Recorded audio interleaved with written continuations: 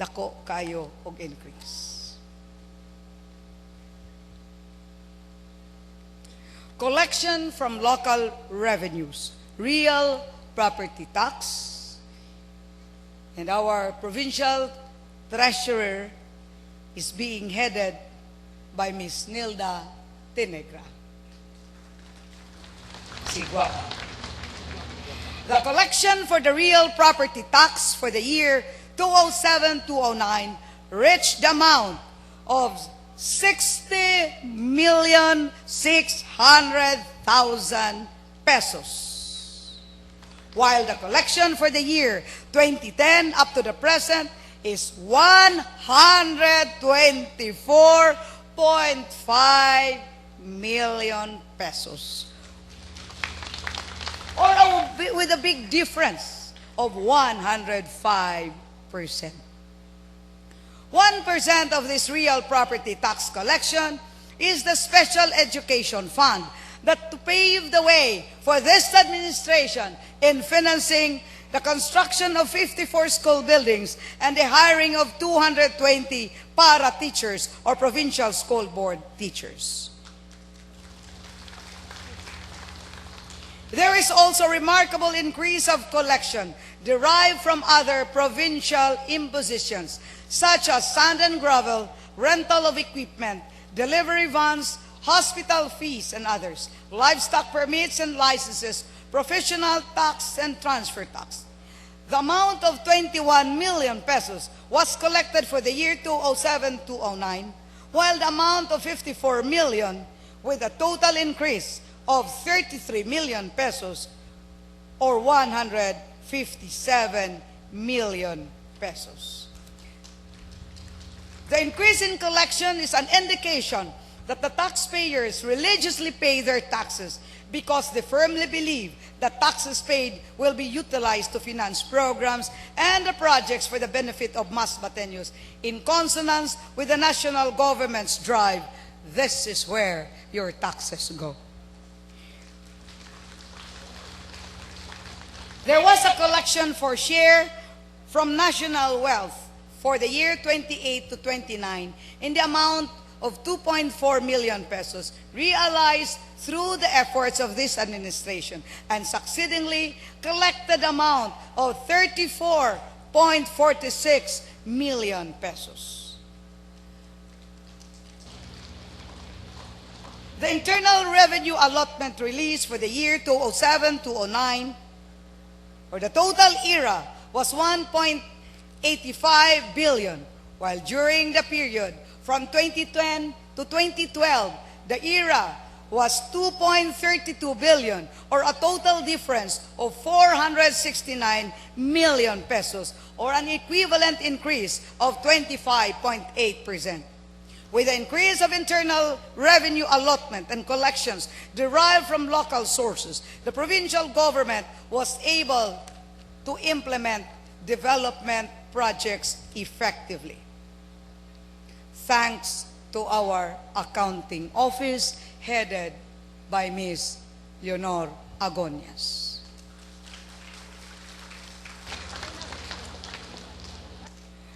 The Provincial Budget Office headed by Ms. Jocelyn Roma. The province has a total budget of 1.37 billion pesos for the fiscal year 2013.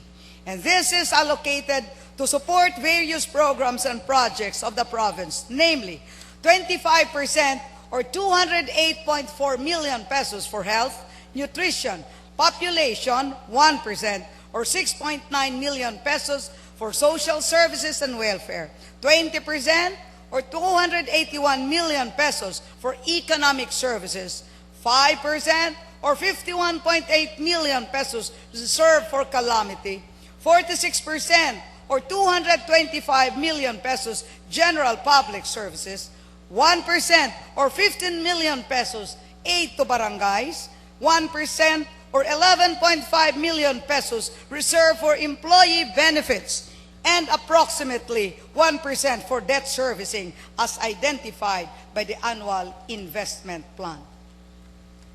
Our development investment is divided among the following priority sectors, namely economic, social, infrastructure, and general public services.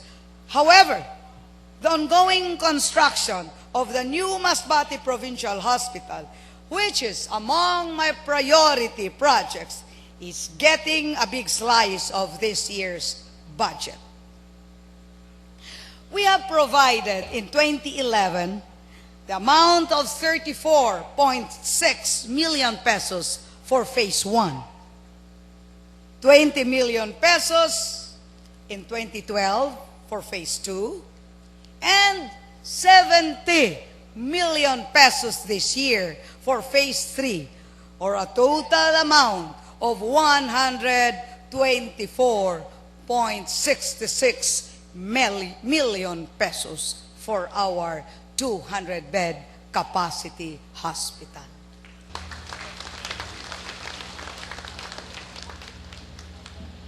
In my desire to provide the people of Masbate a venue for the arts and sports, we have embarked on a big project that we envision to be another landmark of this administration.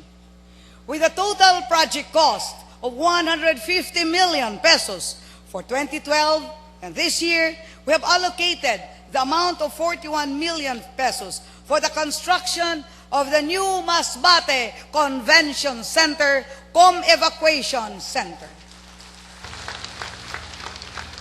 Construction of said project has started in February 2013.